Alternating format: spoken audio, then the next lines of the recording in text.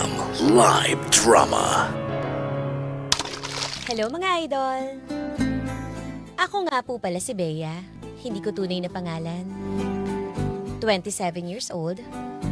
From Cavite City. 1 year na akong graduate mga idol. At mabuti na lang nakahanap ako agad ng trabaho. Ako rin kasi yung breadwinner sa pamilya namin eh. Yung dalawang kapatid ko, ako na rin ang nagpapaaral sa kanila. Sa totoo lang mga idol, kahit mahal na mahal ko yung pamilya ko, nahihirapan na akong gumalaw sa bahay namin. Paano ba naman kasi? Araw-araw, puro mura at panunumbat ang naririnig ko sa bahay. Kaya nga ngayon, binabala ko ng bumukod ng bahay mga idol. Pero iniisip ko, paano na lang din yung mga kapatid ko? Lalo na yung mga magulang ko. Maraming salamat po sa pagtanggap ng kwento ko. Muli ito po si Bea. And I thank you.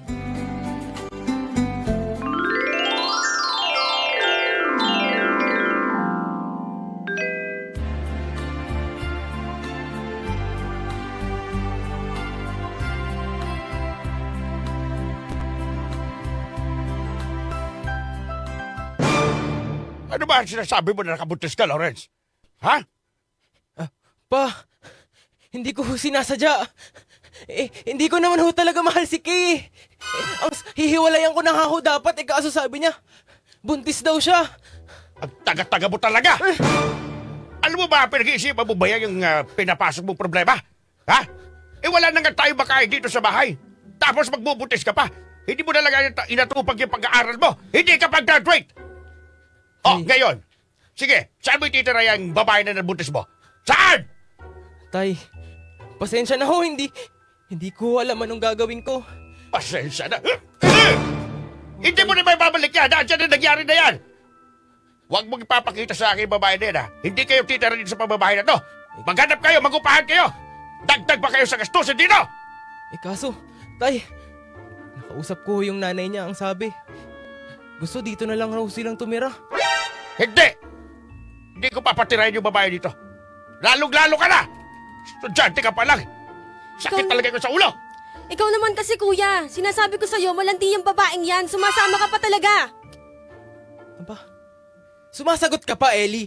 Ano bang karapatan mong sumagot? Palibasa ikaw, yun ngang jowa mong tambay, patay na patay ka sa kanya. Kitang-kita ka ng mga tao, iniiyak ka mo dyan sa tabi. Ano? Ano naman ngayon kung umiiyak ako dahil sa jowa ko? Ikaw anong ginawa mo? Nakabuntis ka pa, wala na nga tayo makain. Anong pakialam mo? Sino ka para sabihan ako niyan, ha? Sumusobra ka na, kuya. Uy, ano ba yan? Aga-aga nagsisigawan kayo. Ano bang problema nyo? Ano? Sumagot kayo! Ito kasi ate si kuya. Nakabuntis. Diyos ko naman. Anong gagawin mo ngayon dyan? Hindi ka pa nga tapos sa pag-aaral mo ah. Ate, pasensya na talaga. Andyan anong gagawin ko? Diyos ko, ewan ko sa inyo. Pabibigit kayo no? Nakakairita. Ay, nako. Wala na kayong matinong ginawa dito sa pamamahay na to. Pare-preyas kayo. Mga wala kayong kwentang anak.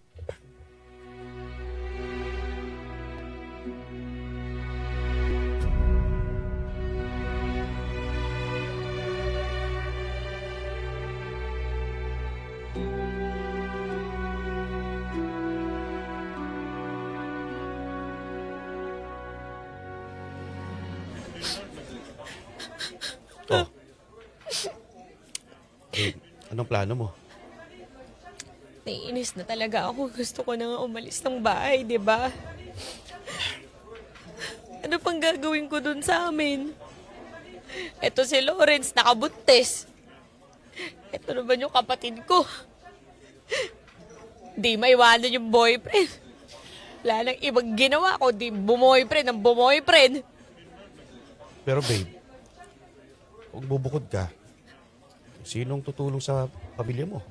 Lalong-lalo na, ikaw yung bibigay sa kanila ng pangbili ng pangangailangan nyo. Hindi ko na nga alam gagawin ko eh. Ba't ba kasi ako lahat nagbibigay sa kanila ng pangangailangan nila. Dadagdag pa. Si Papa, wala nang ibang ginawa. Di awayin ako, magbunga nga sa bahay. Away lahat kami. Wala lang ang pera, pinang-iinom pa. Sino ba namang gaganahan dun? Diyos ko, hirap na ako. Gusto ko nang bumukod ng bahay. Wala na akong peace of mind. Sige, babe. Nandito lang naman ako pag kailangan mo. Susuportahan kita kung ano magiging plano mo. Sa tingin mo, tama yung desisyon ko kung aalis na ako sa bahay namin. Ang akin lang kasi, inaalala kita. Yung pangupahan mo sana, makakadagdag pa yun pambigay sa mga kailangan nyo sa bahay. E ngayon, kung mangungupahan ka, mas lalong bibigat ang sitwasyon mo. Magiging selfish ba ako kung uunahin ko yung sarili ko? Hindi naman siguro. Pero, ba't hindi mo subukan? Bahala na.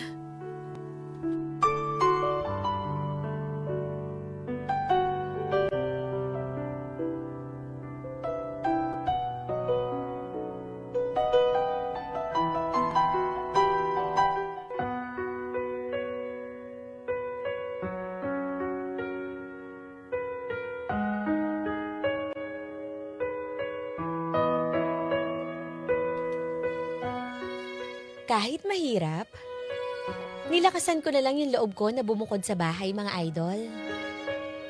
Nakahanap naman ako ng maliit na apartment na pasok lang sa budget ko.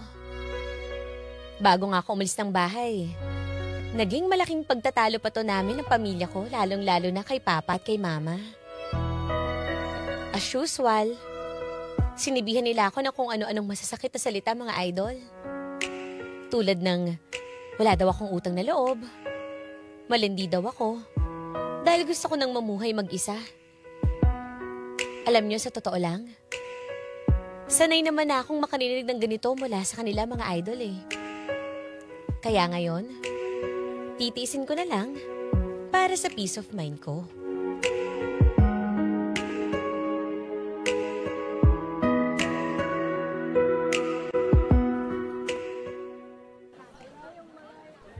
O ano ba yung tinatawag-tawag mo sa akin? Ano ba ate? Ang tagal-tagal ko nang tumatawag sa'yo, nagme-message ako. Buti naman umuwi ka pa. Kaya nga, Nagchat-chat ate. ako sa'yo. Ay, teka nga. Huwag niyo nga muna akong sigawan ng aga-aga. Eto na nga, umuwi na nga ako. Ano bang problema? Eh kasi nga, si mama nga na-stroke. Chat ako ng chat sa'yo, hindi ka naman sumasagot. Paano na-stroke? Eh, binibigay niyo ba yung gamot niya? Hindi ko alam ate. Kaya nga ako tumatawag sa'yo kasi nga hindi namin alam ni kuya. Ano bang alam namin sa ganito? Imbis na ikaw yung nandito, wala ka dito sa bahay. Oh, ano tiniting mo, Lawrence? Ba't di ka tumulong doon? Ikaw yung pangalawa. Eh ate, alam mo namang nandito na yung girlfriend ko dati saka yung anak namin, di ba? Ha? Eh bakit pinauwi mo ng bahay? Di ba nga sabi ni Papa, wag mong iuuwi yun? Eh, ate, wala naman akong magagawa. Kung alam mo, hirap na hirap din kami dito kung alam mo lang talaga. Ikaw yung wala dito pero ganyan mo kami pagsalitaan. Hindi naman sa ganun. Kaso nga lang, yung pera ko nga nauubos na kakapadala sa inyo na lang eh. Tapos ano ba? Hindi man lang kayo tumulong kung nangangailangan si Mama at kumilos na kayong dalawa. Ate, kumikilos ako. Ano ba sa tingin mo yung ginagawa ko? Kaya nga kami tumatawag sa'yo kasi kailangan din namin ng tulong mo. Oo na, oo na. Halika na, umuwi na tayo.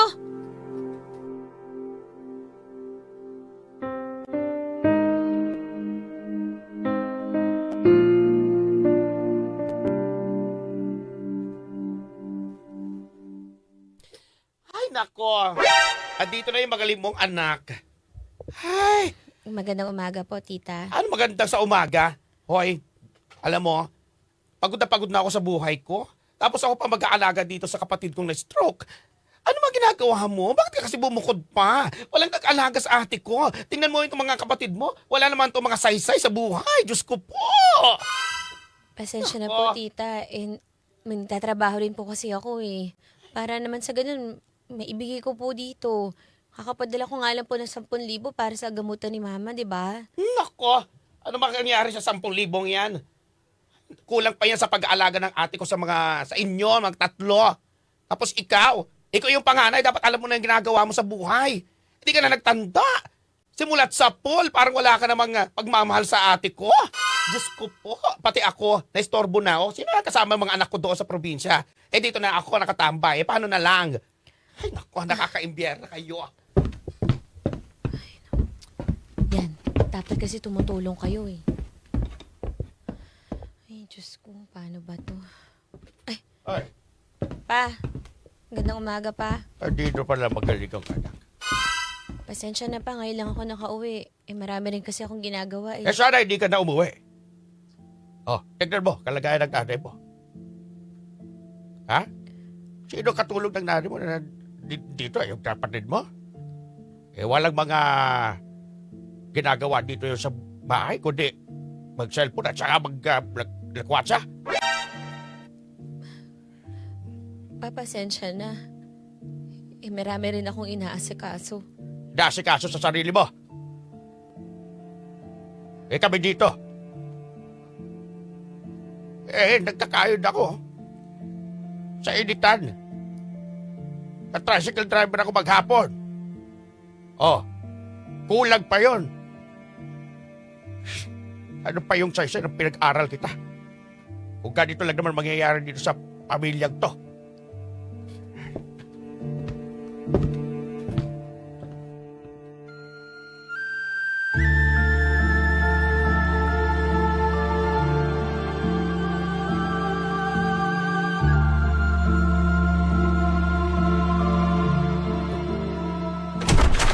Dito na ako. Oh, Ano ginagawa? Ba't nag-impake ka?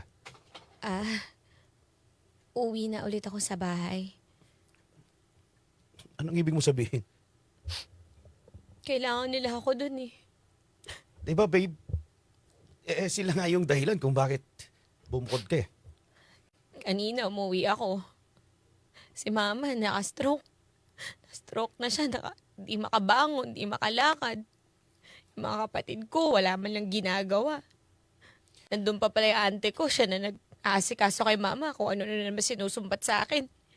Si papa, kung ano na naman sinasabi. Parang di pa sapat yung pagbibigay ko ng pera. Ako pa rin yung masama. Ako pa rin yung ano. Lahat ako nagawang tama eh. Sorry, babe. Sige, babe. Kapag kailangan mo lang ako, tawagan mo lang ako. Tulungan na kita dito.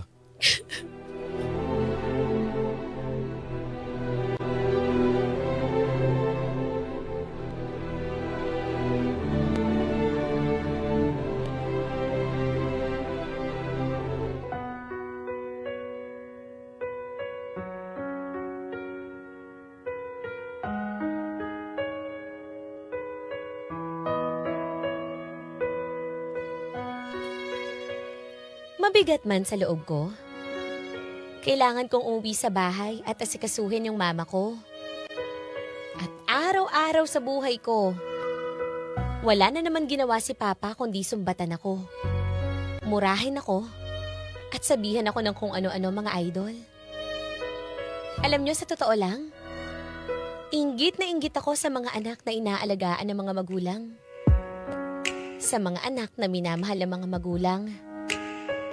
Dahil kahit minsan hindi ko naramdaman yun sa mga magulang ko, mga idol eh. Pero kahit masakit, gagawin ko pa rin yung obligasyon ko bilang anak. Kasi mga idol, mahal na mahal ko ang pamilya ko.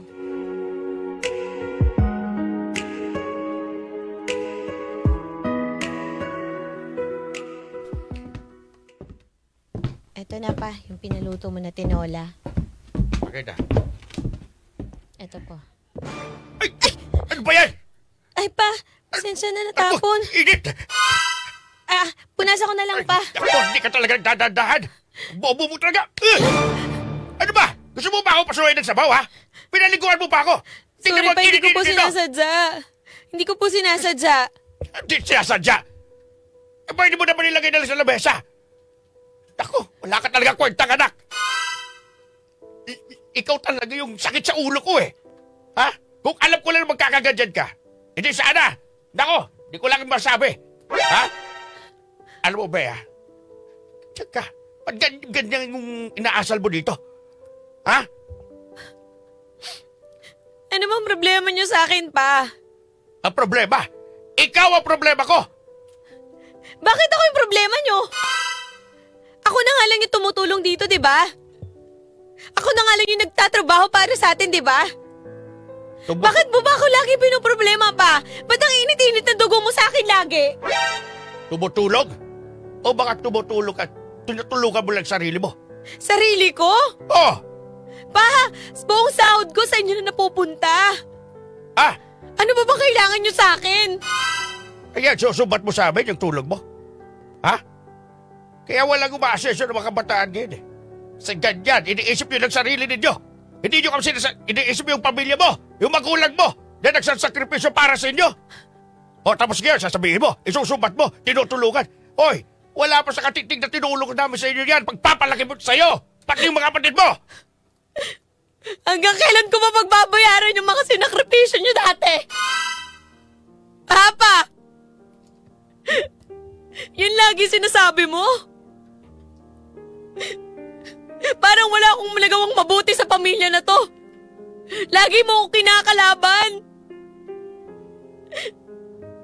Hindi nyo man lang na-appreciate yung mga binibigay ko. Pag-aalaga ako sa inyo. Kaya nga hindi na ako makapag-isip na maayos eh. Di mo ba alam na nade-depress na ako pa? Araw-araw umiiyak ako. Dahil sa inyo. Pero kahit isang beses di nyo nakita na pinahalagaan lahat ang ginawa ko para sa pamilya na to. Lagi akong kalaban, lagi akong kaaway. Sawan-sawa na ako, pagod na rin ako pa. Pagod ka? Eh kami, hindi ba kami napapagod? Eh kami gagawin nung araw eh. Kung ang magkayod kami sa bukid, kung ano man isumbat sa amin ng mga magulang namin. Eh di namin iniinta. Eh kayo ngayon, mga kabataan. Ano? Konting sasabihin lang sa inyo. Sumasama na lang loob ninyo. Iiyak-iyak ninyo. Ang hihina ninyo. Kaalayas na ka.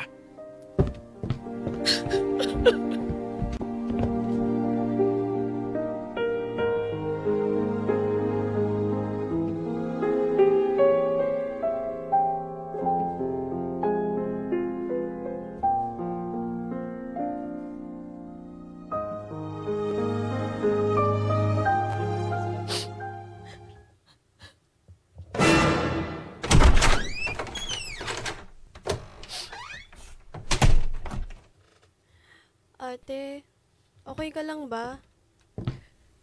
Ginagawa nyo dito. Ate, gusto ko sanang humingi ng tawad sa'yo. Sa lahat na nagawa namin. Pagiging pabigat sa'yo. Ako rin ate. Sorry. Kasi nahihirapan lang din naman kami. Hirap na rin ako ngayon. Sa totoo lang, naiinggit talaga ako sa'yo eh. Buti ka pa, nakabukod na. Samantalang kami ni kuya, andito kami. Nag-aalaga kay mama. Ate, alam kong marami tayong pinagdaanan. Marami tayong pinag-awayan, hindi pinagkasunduan. Pero sana ate, mapatawad mo ko. At mula ngayon, ate, Ellie, bilang magkakapatid, magtulungan naman tayo. Alam nyo, kahit nahihirapan ako, gagawin ko lahat para sa inyong dalawa. Kaya sana naman tulungan nyo rin ako. Kasi hindi naman ako makasariling ate, di ba? Ginagawa ko naman lahat para sa inyo, di ba? Kaya ano ba naman yung tumulong kayo kay mama? Alagaan niyo din si papa para naman hindi lagi mainit ulo niya. Ikaw, Ellie, ayusin mo yung pag-aaral mo. Yung puro lalaki inaatupag mo. At ikaw naman, Lawrence, yung asawa mo, yung babaeng nabuntis mo, panindigan mo. Sa umanap ka ng trabaho, parehas kayo. Kahit nag-aaral kayo, rumakit kayo. Matulungan niyo man lang ako sa gastusin. Kasi hirap na hirap ako. Hirap na ako. Sige ate. Sorry ate. Sorry. Ako, mag-aaral na ako mabuti. Tapos aalagaan na namin si mama. Tutulungan ka namin. Ako rin ate, sorry. Ellie, Sorry din kuya kasi palagi tayo nag-aaway. Tama na yan. Hindi nga kayo dito. Kukulit nyo. Love you ate. Mga idol, may kwento ka bang gustong ilabas? Sa yaman o sakit? May handang makinig. I-chat mo lang kami sa Facebook page 93.9 IFM Manila para bigyang buhay dito sa IFM. Dahil ang kwento ng idol, maririnig ko na yarn. Hindi lang sa radyo. Ang IFM live drama ay nasa Spotify na rin. Available din sa YouTube at Facebook. Grabe naman yun! Sa mga idol natin dyan, pakinggan niyo po ang isang episode ng IFM Live Drama. Iba no, Daddy Dong, pagkapanganay ka talaga, parang pasan mo yung daigdig eh. Lalong-lalo na kapag ikaw yung breadwinner. Kaya po sa mga idol po natin na napakinggan po yung drama, kung hindi ka panganay o kung ikaw yung man yung mga sumunod na kapatid, ganyan po yung nararamdaman ng isang breadwinner at ng feeling na walang nakakatulong sa buhay. Kaya sana kung in any way we can, tulungan natin yung mga kapatid natin na maging magaan yung buhay nila, yung trabaho nila, 'di ba? Yung pag-alaga sa magulang, gawin na natin para hindi mag-battle up yung emotion ng ate. Yan. Ang mga panganay kasi parang ano yan Vice President. Di ba? Magulang President o Vice President. Kaya sa mga idol natin dyan na talagang may panganay na gumagawa ng tungkulin niya at tumutulong sa inyo. Huwag nyo nabigyan ng sakit sa ulo. Correct. Di ba? Oo, tulungan nyo sila. Di ba? Ito maging role model nyo sila. Ayan. At syempre sa mga panganay naman, huwag kayong susuko. Kapit lang. Yung mga katulad ni Bea, di ba? Yung may kapatid siya na nag-aaral pa. Pag nakapagtapos naman yan, alam naman natin na tutulog din sa'yo yan. Correct. Oo. Saka yung ganitong family setup, Daddy Dong, hindi mo talaga maiiwasan yung ganito eh. Toxic family setting na sa bahay ninyo, doon ka mismo gumugulo yung utak mo. 'Di ba? Yung ang daming murahan, ang daming sumbatan. Sa ganitong pagkakataon, wala tayong iba kasing magagawa kasi baka ganun talaga yung personality ng mga magulang ninyo eh. At the end of the day, habaan na lang pasensya, ipagdasal. Ako, ganun lang ginagawa rin ko eh. Kunyari, may isang tao na nagpapabigat ng kalooban ko sa, let's say, sa bahay namin, hindi kami nagkakasunduan. Punta lang ako sa kwarto ko, tapos pagdadasal ko lang yung magulang ko, yung pamilya ko, yung mga kapatid ko, kung sino yung nakasamaan ng loob ko. Para at the same time, gumaan din yung kalooban ko kasi wala na akong magagawa eh. Ganun na eh. 'Di ba? Ganun na yung nangyayari sa loob ng bahay eh. So, good luck po kay Bea at sa mga idol natin na nakakaranas po ng ganitong klaseng pagsubok sa loob ng bahay. Oo. So, kumbaga, dagdag ko lang kay Rene Bana, uhupa din yan. Yes, pa rin yan. Yan. Idol, sa lahat po ng mga naka-stream ngayon sa Spotify, marami pa po kaming naka-line up na pwede kayong episode marathon. Kaya sa mga hindi pa nakakapakinig, pwede nyo pong puntahan ng stream ang IFM Live Drama Spotify. IFM Live Drama. I-search nyo lang yan. Ate! Anong FM station ang pinapakinggan mo? IFM! Ano ulit?